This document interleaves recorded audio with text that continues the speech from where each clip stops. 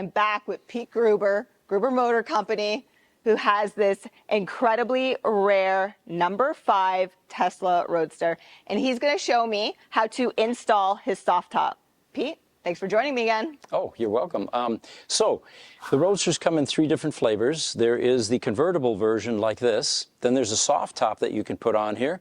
And there was also a hard top, both painted and visible carbon fiber, that came with the Roadster. What we're going to do today is put on a soft top, and it's essentially this piece right here.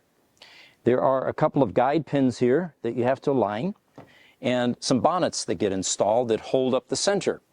The bonnets have little arrows, so it shows you the front orientation, and I'm going to give one to Juliana here as we unfurl this. There's your bonnet. Okay, so follow the arrows.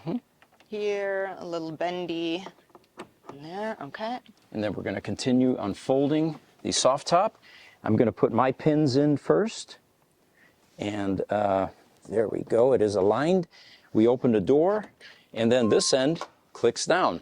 Okay, so open the door. Open the door. Okay, align the pins.